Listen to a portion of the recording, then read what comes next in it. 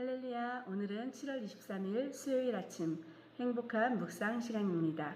오늘 은혜 나누실 말씀은 에스겔서 4장 1절부터 17절까지 말씀입니다. 우리가 살아가면서 누군가에게 기쁜 소식을 전한다는 것은 내 마음도 기뻐지고 또 전하는 마음도 행복하고 그 기쁨이 전달되어집니다.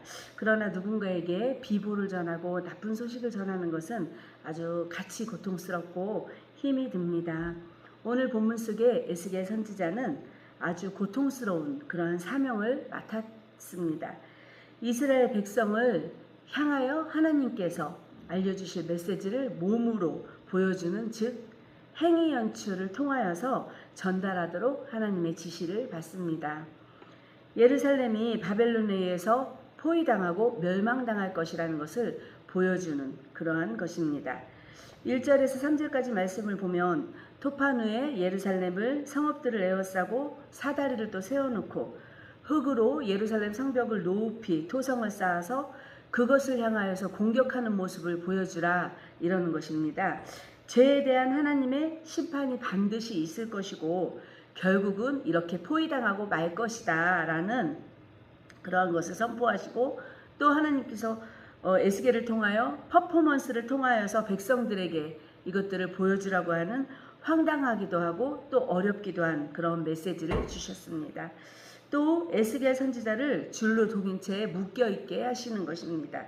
왼쪽 이스라엘 방향으로 390일 그들을 위해서 죄짐을 지고 눕고 또 그 일수가 다하면 오른쪽 유다를 향하여서 40일을 누우라고 하십니다. 390일과 40일이 하루를 1년으로 쳐서 묶을 것인데 그렇다면 그 포위의 날수가 적지 않고 아주 길다라는 것을 의미하고 있습니다. 본문 8절에 보시면 내가 줄로 너를 동일이니 내가 에워싸는 날이 끝나기까지 몸을 이리저리 돌리지 못하리라. 그 적지 않은 날수만큼 예루살렘 성벽 안에 있는 이스라엘 백성들이 꼼짝도 못하고 밖으로도 나갈 수 없는 그러한 갇힌 상태가 될 것이라는 것을 예고해주고 있습니다. 특별히 하나님의 은총을 받고 은혜를 받은 이스라엘 백성들에게 왜 이렇게 모진 심판이 임해야 하는가? 그 분명한 이유는 4절에 보시면 너는 또 왼쪽으로 누워 이스라엘 족속의 죄악을 짊어지되 네가 눕는 날수대로 그 죄악을 담당할지니라. 이스라엘 족속의 죄악, 그 죄악을 담당할지니라. 이스라엘의 그 엄청난 죄 때문에 이러한 시련을 당할 수밖에 없습니다. 이스라엘 백성들이 늘 멸시하고 부정하게 여기고 이방나라 그렇게 여겼던 그 이방 나라들에 의해서 공격을 당하고 포위를 당하게 되고 멸망당하여 흩어져서 이방 나라 가운데 오히려 멸시당하게 되는 그러한 이유는 바로 죄 때문입니다. 우리는 이러한 말씀 앞에서 나 자신을 돌아볼 수 있어야 합니다. 하나님은 긍휼이 풍성하시고 은혜가 넘치시지만 공의의 하나님이십니다. 그렇기에 우리의 죄를 적당히 그냥 넘어가 주시는 분이 아니십니다. 말씀을 통해서 깨달음이 올 때 우리가 고쳐나가야 할 것들을 고쳐나가고 또 우리의 회개할 것들을 온전히 회개하며 돌이키지 않는다면 하나님의 은총을 누리면서 살아갈 수 없음을 우리는 잘 알 수 있습니다.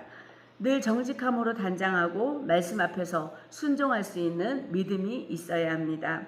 하나님의 은혜를 가로막는 나의 죄가 무엇인지 혹여라도 지금 내가 하고 있는 이 일들이 후일에 하나님의 처절한 심판을 받아야 하는 그런 죄는 아닌지 반드시 돌이켜 보아야 합니다. 하나님의 심판은 매우 엄중합니다. 예루살렘 성 안에서 옴짝달싹할 수 없을 정도로 묶여있는 그러한 삶에 음식이 다 떨어져서 기근과 목마름으로 죽어가는 비극을 경험해야 합니다. 10절에 보면 너는 음식물을 달아서 하루 20세겔씩 때를 따라 먹고 24겔은 약 228g 정도 이것으로 하루 온종일 견뎌야 합니다. 11절에 보면 물도 6분의 1흰씩 되어서 때를 따라 마시라. 6분의 1흰은 한 모금 정도 되는 물이라고 합니다. 이것은 하루에 필요한 수분을 보충하기에는 상당히 부족한 그러한 양입니다. 12절에 보면 너는 그것을 보리떡처럼 만들어서 먹되 그들의 목전에서 인분불을 피워 구울지니라. 300g도 안 되는 곡식으로, 그것도 인분, 사람의 똥이죠. 그걸로 떡을 구워 먹어야 합니다. 인분으로 구운 떡은 13절에 보면 부정한 떡이다 라고 표현하고 있습니다. 에스겔이 행하는 이 모든 행동은 이스라엘이 앞으로 겪게 될 비참한 상황을 상징해주고 있습니다. 또한 하나님이 어미하신 심판의 모습을 우리는 바라보게 됩니다. 16절에 또 내게 이르시되 인자야 내가 예루살렘에서 의뢰하는 양식을 끊으리니 백성이 근심 중에 떡을 달아 먹고 두려워 떨며 물을 되어 마시다가 내가 예루살렘에서 의뢰하는 양식을 끊으리니 라고 경고를 하십니다. 그래도 경고를 들었을 때에는 돌이킬 기회가 있다는 것입니다. 아직은 기회가 있다는 것입니다. 오직 하나님을 섬기고 의지하는 그러한 믿음이 있다면 있어야 할 것을 아시는 우리의 삶에 넉넉함으로 모든 필요를 채워주십니다. 이 말씀을 받는 저희들도 살아가면서 하나님의 경고의 메시지를 듣는다면 미리 하나님의 처절하고 엄중한 심판이 선포되어지기 전에 우리의 삶을 고쳐나가고 생각을 돌이켜 하나님을 떠나는 죄를 범하지 않아야 합니다.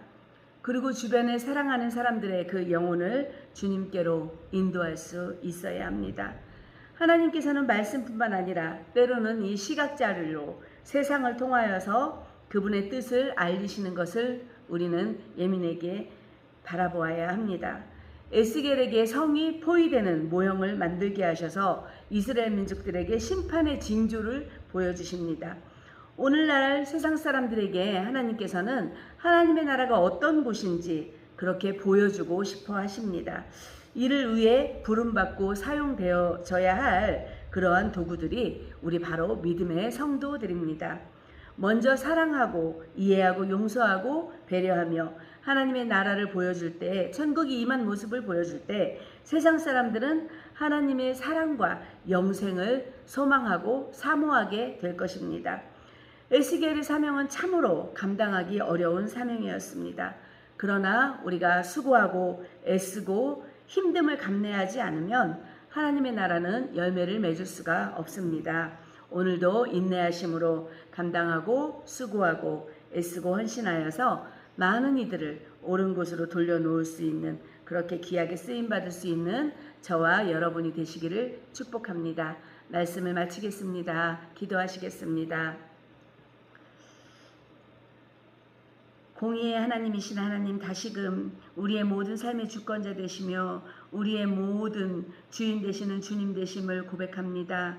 하나님, 우리의 삶 가운데 하나님, 우리가 하나님의 처절한 심판을 받아야 할 죄 가운데 있지는 않습니까? 행여라도 지금 죄가 있다면 하나님 돌이키게 하여 주시옵시고 다시금 돌아볼 수 있는 믿음을 허락하여 주시고 주님께서 보여주시는 이 세상의 모형 가운데 믿음으로 반응하는 자들 다 되어줄 수 있도록 주님 도와주시옵소서. 정직하고 거룩한 마음으로 날마다 주님 전에서 주님과 함께 동행하며 그렇게 행복하고 아름답게 기쁜 소식을 전하며 살아가는 저희들 되어줄 수 있도록 축복하여 주시옵소서. 예수님 이름으로 감사하며 기도드렸습니다.